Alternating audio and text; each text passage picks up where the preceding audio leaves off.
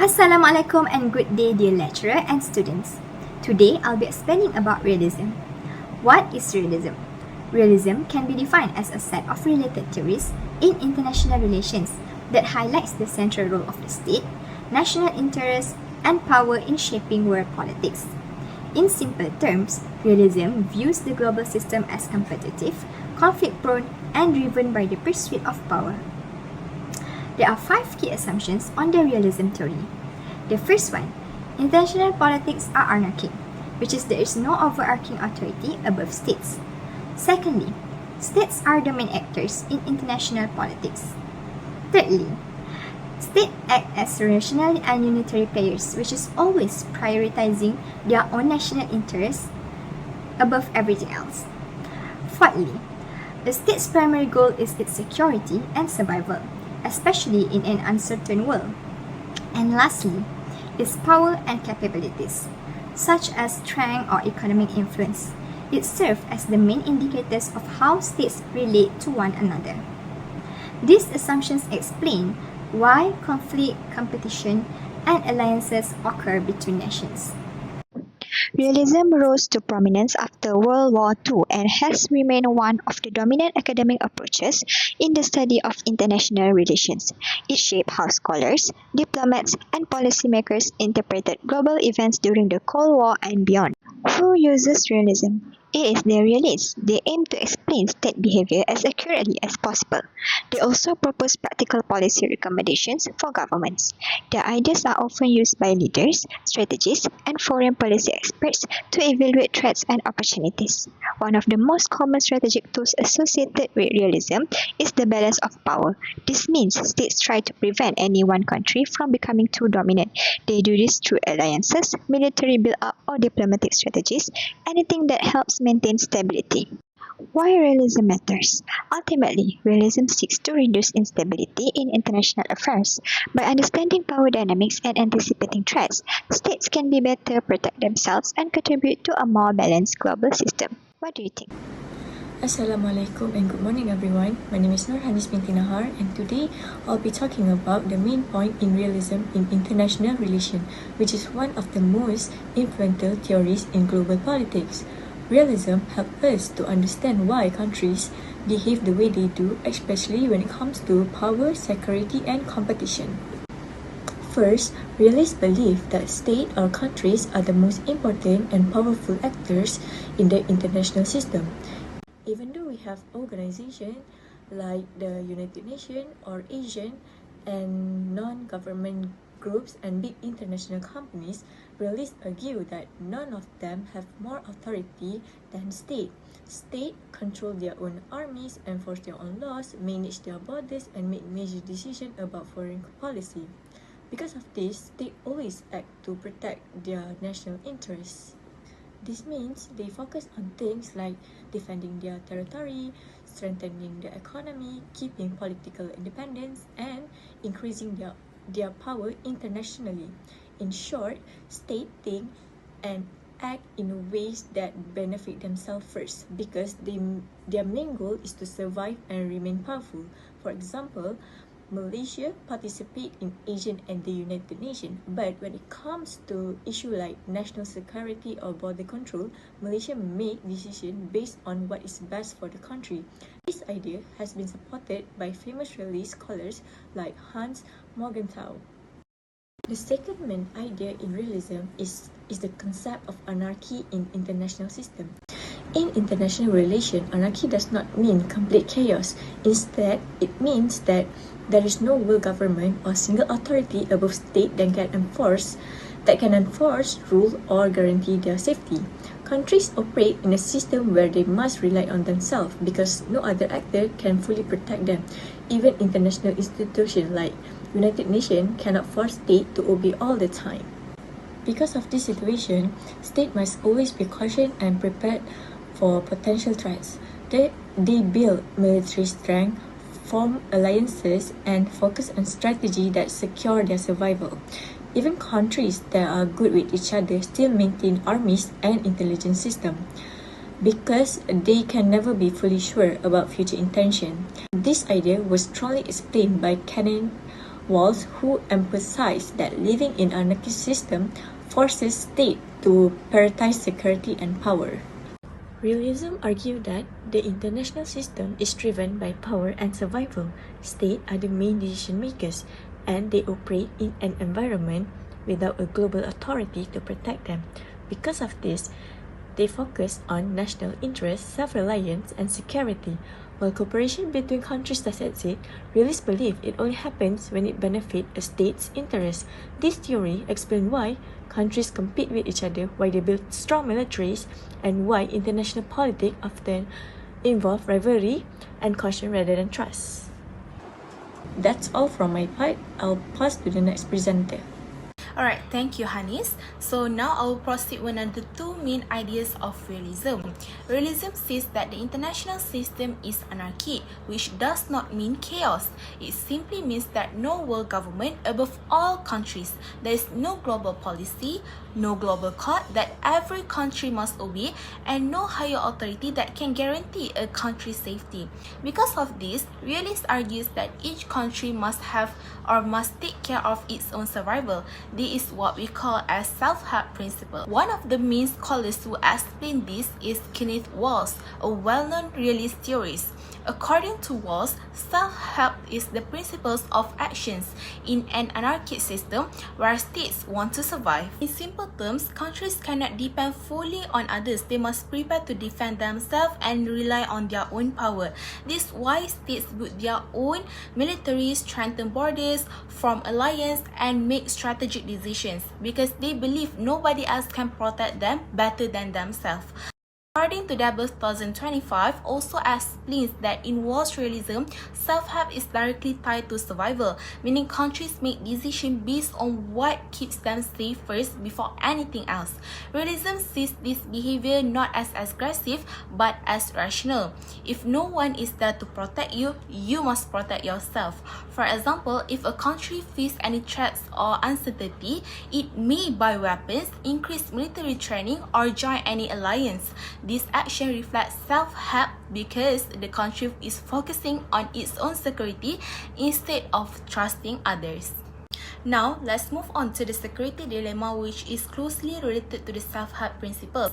It happened when one country tried to increase its security but others interpret it as a threat. Even if the first country only trying to protect itself, others may feel scared or suspicious. A great example came from the Shipping Plan 2009, which the security dilemma occurs because countries can misunderstand the intentions of others. States may build military forces for defensive reasons, but others may assume it's for offensive reasons. This misunderstanding can lead to any conflict or tensions. The idea originally came from realist scholar John Hurst and later Robert Jervis. They explained that even defensive action can have unintended consequences. For example, during the Cold War, the Soviet Union increased its defense spending before 1955 to feel secure. However, the United States perceived this build-up as a potential threat and expanded its own military. In response, the Soviet Union became even more concerned and further increased its forces. This created a classic armed race showing how actions intended for self-defense can unintentionally make other states feel less secure. Another scholar, Carl George, says the security dilemma happened because states can never be 100% sure about another state's intentions. Even harmless actions may appear threatening, so states respond by building more power. This creates a cycle of mistrust. Realists believe this is natural in an anarchic world since no one can guarantee peace. Every country prepares for the worst, and this preparation can accidentally increase fear. Thus, the self-help principle says that in a world with no global authority, authorities must rely on themselves for survival. The security dilemma shows how one state's attempt to protect itself can unintentionally threaten others, which creates a cycle of fear and military build-up. Together, these concepts show how realism explains state behavior in an unpredictable and competitive international system.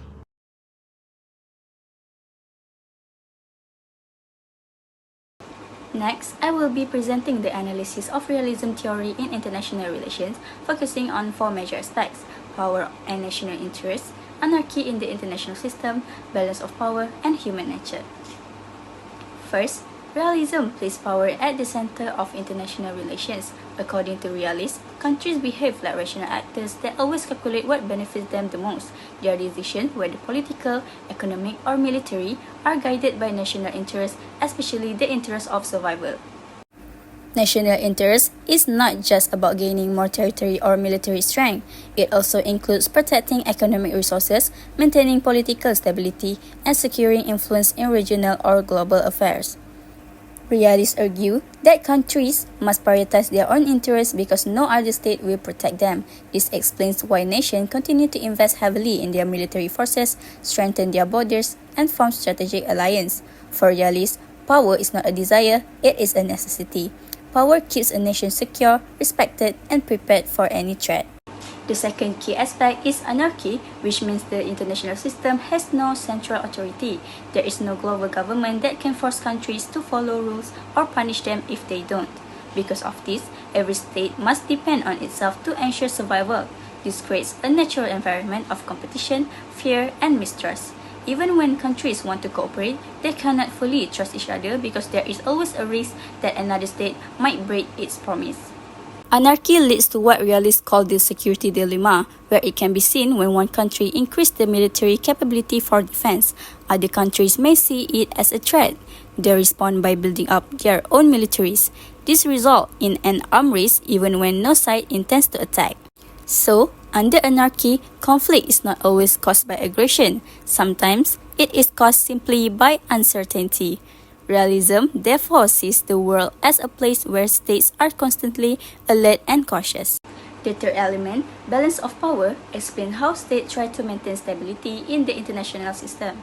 Realists believe that when power is shared among several strong states, peace is more likely. However, when one country becomes too powerful, it will threaten others.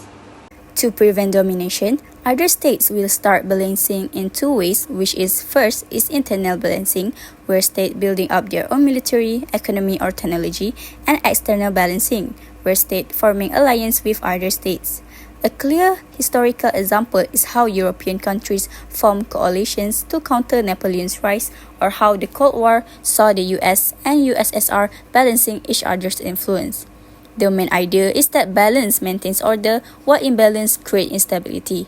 States are constantly adjusting their alliance and capabilities to make sure no single power controls the system.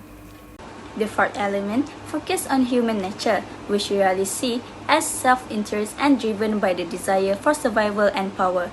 Just as individuals act to protect themselves, states behave the same way because they are led by humans who naturally prioritize security. Realists argue that conflict is a normal part of human behavior, not an exception. Therefore, international conflict, whether political disputes, wars, or competition for resources, is considered natural and unavoidable. This view of human nature also explains why cooperation between states is often temporary. Even when countries work together, realists believe that cooperation lasts only as long as both sides see a benefit. Once the benefit disappears, the cooperation ends.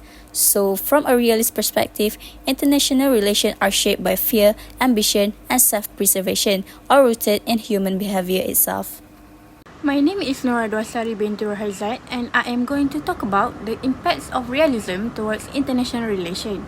In a world where power decides survival, realism shapes how nations behave.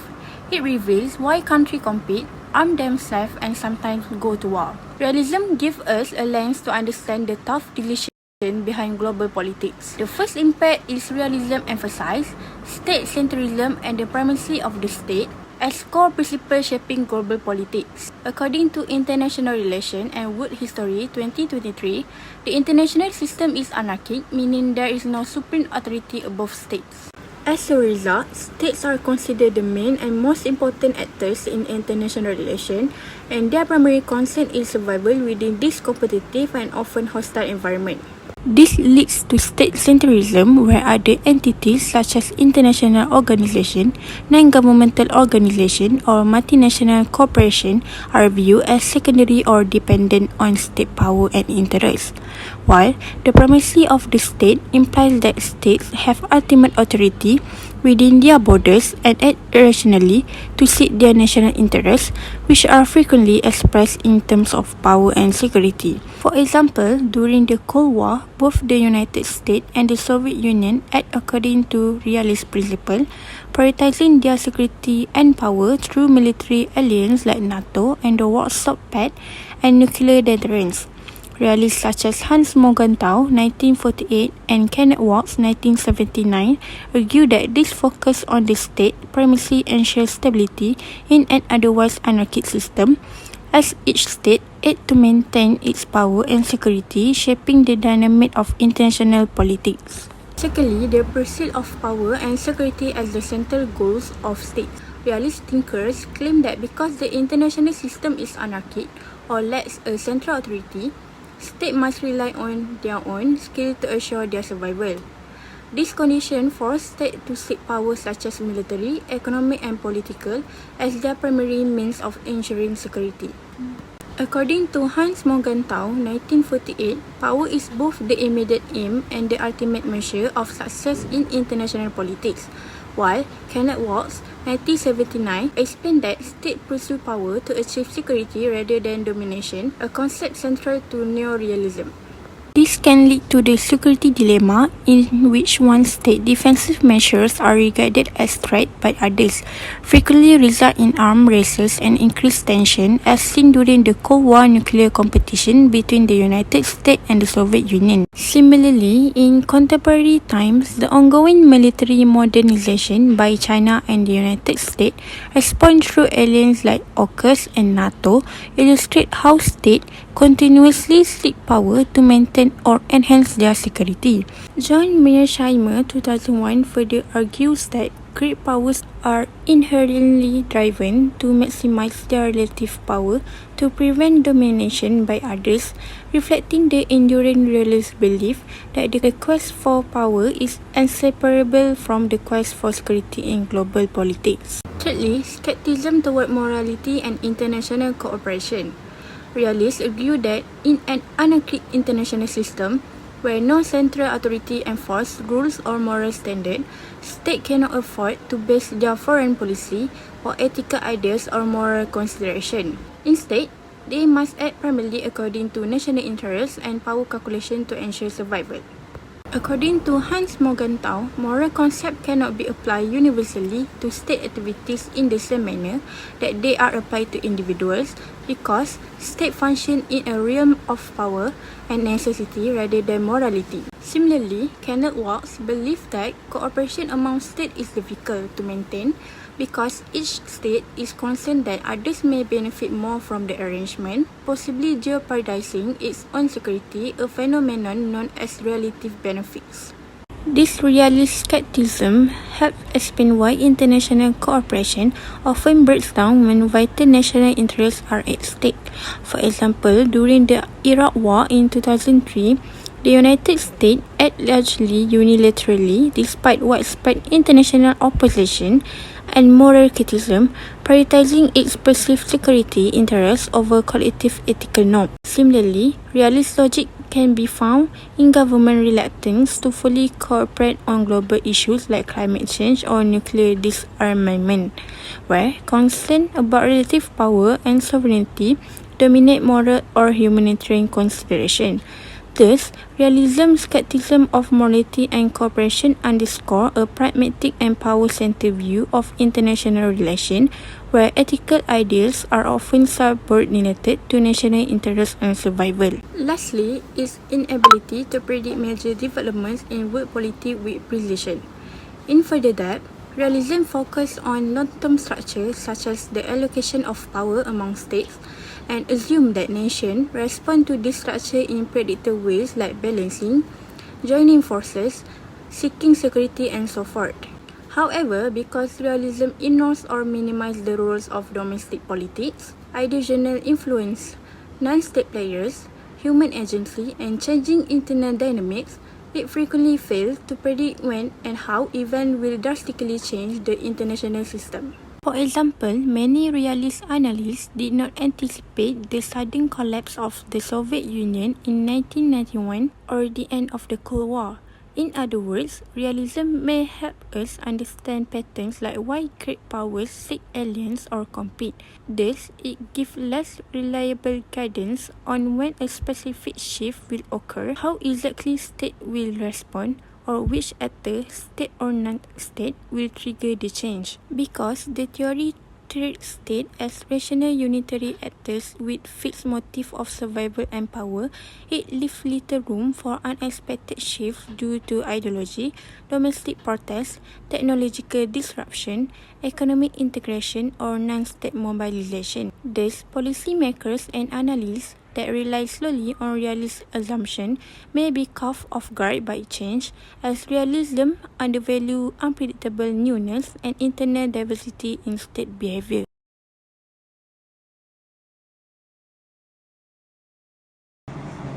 For summary, realism is based on the belief that the international system is anarchic, which is there is no other authority in the above states.